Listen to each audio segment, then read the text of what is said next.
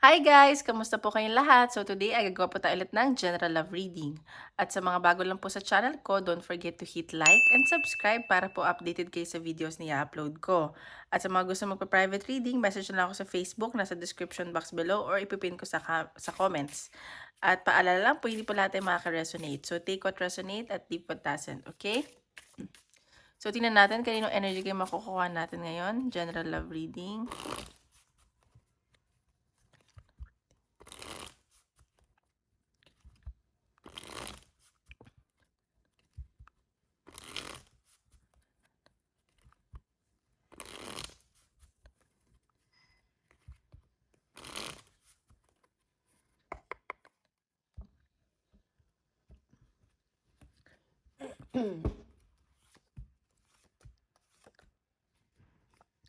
Okay, sa nakikita ko dito, nasa malayo siguro yung person mo or may pag-travel kayo ng person mo at nakikita ko may mga ayusin kayong documents, ganyan. And parang ano 'to, nabuong idea sa inyo. Pero natatakot kayo kasi baka may panlolokong mangyari, gano'n. May pag-aaway, may ending na nangyari, gano'n. Okay, so baka may mga anak kayo, ganyan. So tingnan pa natin.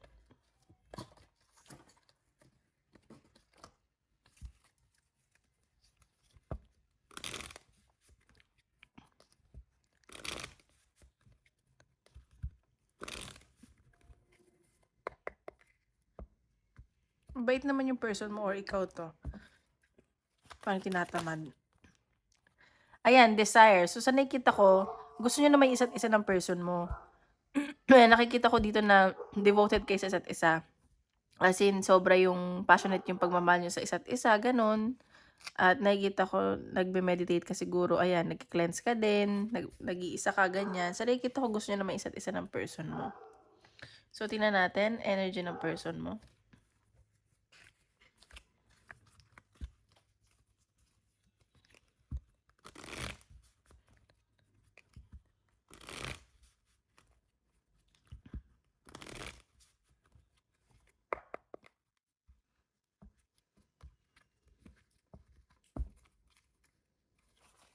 Oops.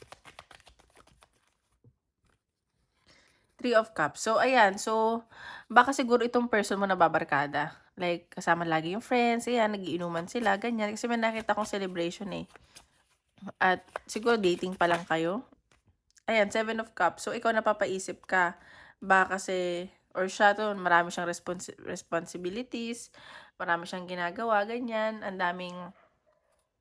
daming bagahe. Ang dami niyang pinagpipilian. Ganun. Ang dami niyang kailangan gawin.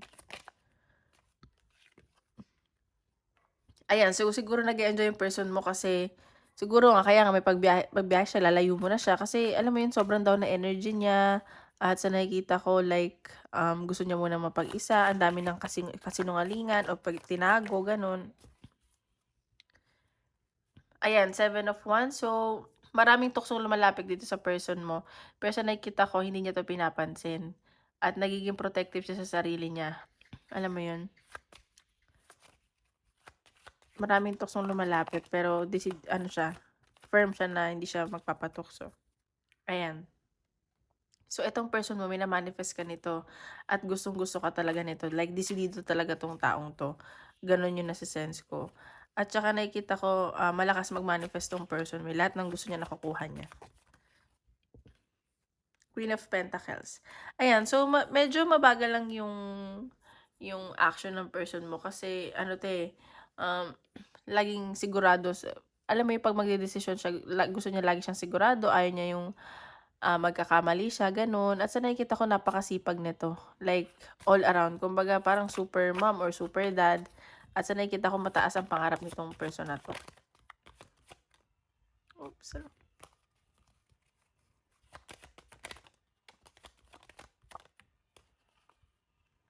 Ayan, so may nakikita akong pag-stalk. So, baka ini-stalk ka ng person mo. At sa nakikita ko, masaya siya 'pag kahit 'di kayo nag-uusap, nakikita ka lang niya, ganyan, masaya na siya, gano'n. And Two of Wands. So, ayan, may ano 'tong travel 'tong person mo, siguro pinag-iisipan pa niya and siguro nga may mga inaayos siyang papeles, ayan nag-iisip pa siya, nadalawang isip pa siya nakikita ko. Pero sa nakikita ko para daw 'to sa future niyo. As in gusto niya maging maayos kayo, ganyan, the star, ayan. So, hoping siya na maayos yung connection niyo, marami siyang pangarap, alam mo yun, marami siyang idea na ano sa isip niya at sa nakikita ko sobrang positive nitong person mo. Nagpapaka-positive siya kahit nahihirapan siya ngayon, ganyan. Lahat kinakaya niya para sa connection niyo or sa mga anak niyo. Ayan, the sun. So, masaya 'tong person mo na 'to sa'yo. Siguro ayan, may new beginning, oh, the lovers. Wow, may new beginning sa inyo. Nakikita ko invested 'tong person mo sa connection niyo. Okay? So, tingnan natin, energy mo naman.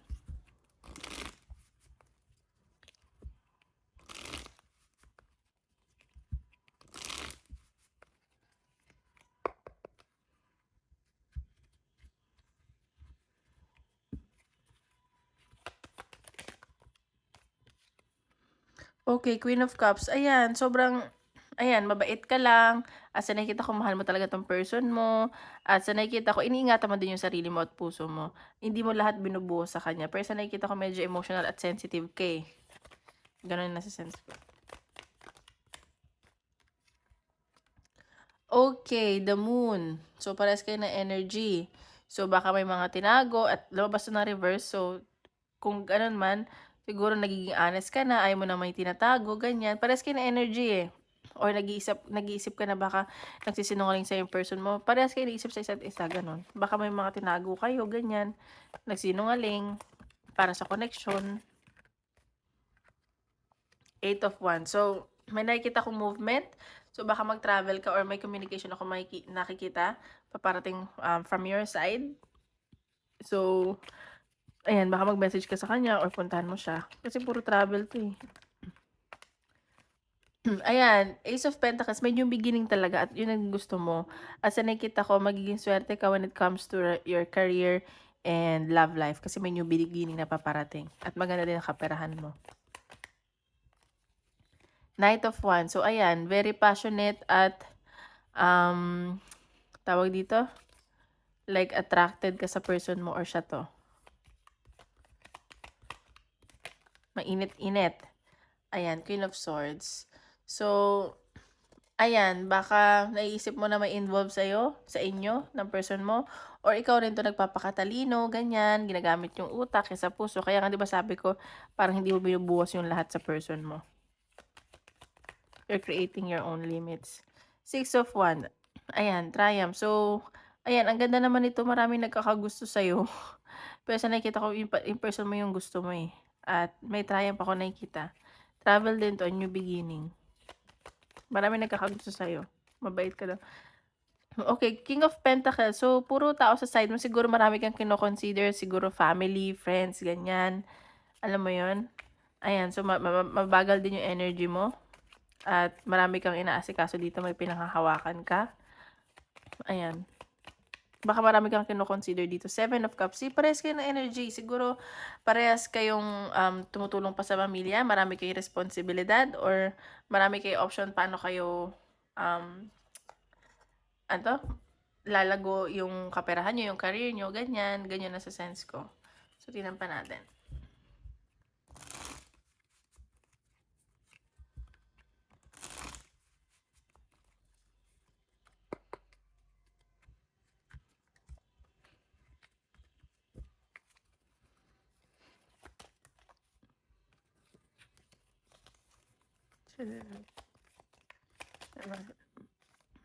Ayan, so may reconciliation na paparating sa inyo. So, ingat lang, baka may mangyari, ganyan, may mabuo. Ayan, spiritual awakening. So, may mga realizations kayo dito parehas at nagigising kayo sa mga nangyari sa inyo noon or ngayon. Kasi parang natatauhan, ganun.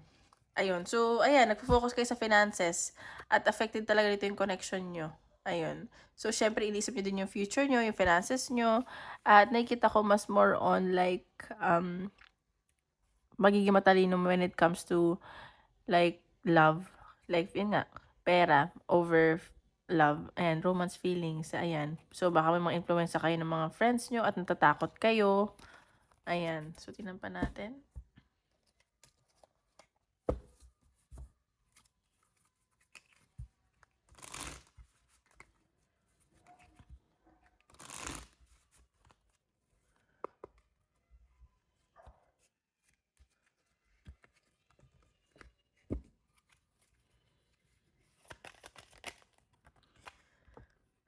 Ayan, so ingat lang kasi baka may mga hindi gusto yung connection nyo or maraming naiinggit sa inyo kasi maganda yung connection nyo ngayon ng person mo. So, mag-cleanse lang po kayo. Ayan. Ayan, so talagang ipaglalaban nyo to. Nakikita ko, magte-take risk talaga kayo at gagawin mo yung lahat. Ayan, may new beginning. Kahit na, siguro sinasabi nyo, kahit na magkaanuhan tayo, ipaglalaban namin to. Ayan o, nagfo-focus kayo sa goal nyo, relax lang kayo, at may good news na paparating. At magugustuhan nyo to. Ayan, matagal nyo itong inaantay, worth it daw. Okay, tinatin advice.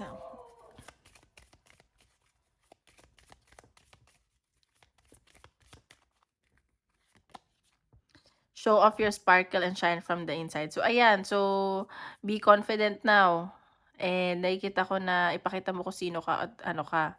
Para, alam mo yun, maganda ka or gwapo ka, maging confident ka lang at maging thankful ka sa lahat ng bagay. Okay? So, ayan. Ito tayo sa career. Asan na ba yun? Sa career tayo.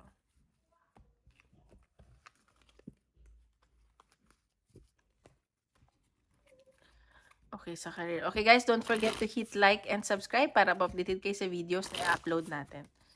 Okay, general career listing. Oops.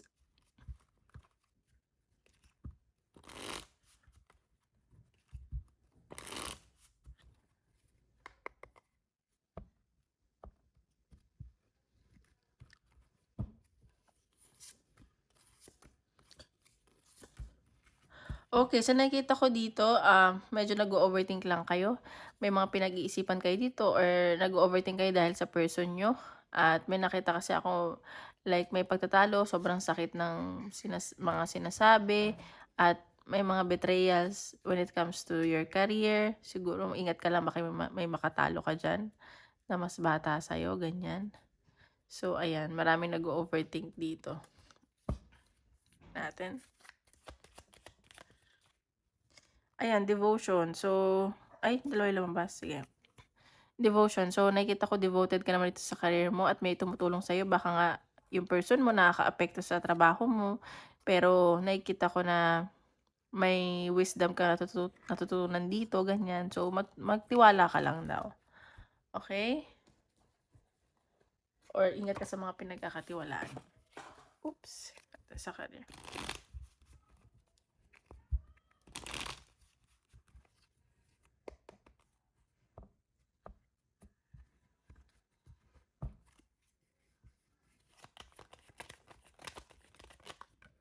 Okay, ayan. So, nakikita ko na masaya ka naman dyan sa career or may paparating na saya sa career mo. Like, matagal mo tong hiniling or winish. Ayan, ibibigay na sa'yo. Baka may nakita kong promotion, ganyan, fulfillment.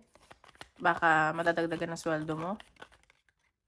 Okay, so ayan. So, kasi parang, ano ka naghirap ka talaga sa finances Sa nakikita ko, lahat naman ng pinaghirapan mo, alam mo yun, magbubunga naman siya. So, wag ka na daw mag-alala, wag ka na daw malugmok. Ayan may tutulong talaga sa'yo person mo when it comes to your career. At very passionate ka dito sa trabaho mo. May partnership din ako nakikita sa trabaho. So, nakikita ko na baka ini-encourage ka ng person mo, sinusuportahan ka niya. At nakikita ko kasi masaya ka naman At nagagawa mo yung gusto mo Baka nag-overthink ka lang.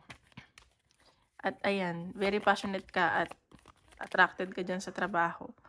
Oops, ayan. So, baka nga ka-work mo yung person mo ay may kilala ka dyan, may mag-offer sa'yo.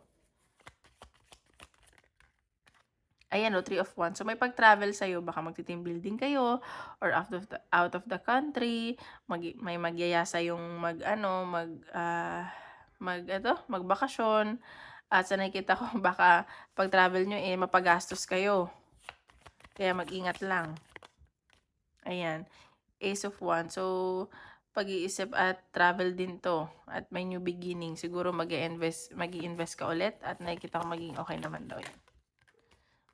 Ayan, Two of Cups, The Magician. So, sa nakikita ko dito may nama-manifest ka. Siguro gusto mo yung may makakatuwang ka sa buhay, diyan sa trabaho. Nakikita ko may nama-manifest mo naman magkaroon ka ng katuwang. Nangyayari na o mangyayari pa lang. King of Swords. So, ayan. So, baka meron diyan may nainis sa'yo or nagagalit or naging matalino. Ayan. So, sa nakikita ko parang ikaw kasi happy-go-lucky lang, tas siya sobrang stricto, ganyan. So, ikaw chill ka lang, ganun. Ayan. So, sobrang emotional mo at sa nakikita ko, like nilalakasan mo lang yung loob mo, ganyan. Pero, alam mo yun, sobrang sensitive mo ngayon. At iniisip mo talaga yung kaperahan mo. Ayan, oh. Like, focus ka sa goal. So, tingnan pa natin.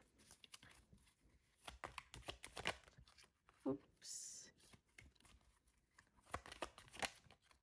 Okay, apology. So, ayan, baka may mag-sorry sa'yo, humingi sa'yo ng sorry at may mag-confess kasi na-feeling guilty, ganun.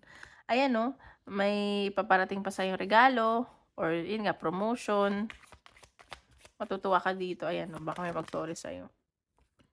Ayan, real estate. So, baka dito, maglilipat bahay ka o nag-work ka sa real estate. Nakikita ko may mga i-invest ka dito.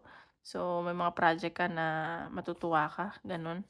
So, may partnership talaga. So, ingat ka lang kasi baka magkasakit ka na sa sobrang sipag mo. Okay? Dito tayo sa advice. Universe.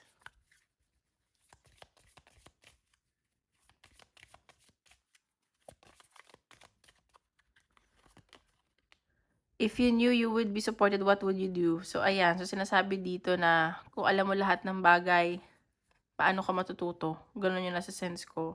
So, siguro tinuturuan ka lang ng universe. Alam mo yun? Divinely guided ka naman eh. Longing for home, belonging. Or sa ngayon, na-feel mo na lost ka. Pero siguro may tinuturo lang sa'yo yung sa taas, si universe or si Lord, kung sino may pinaniniwalaan mo. So, for you to learn something. Okay? Tingnan natin. Isip ka ng question, tingnan natin kung anong sagot ni universe.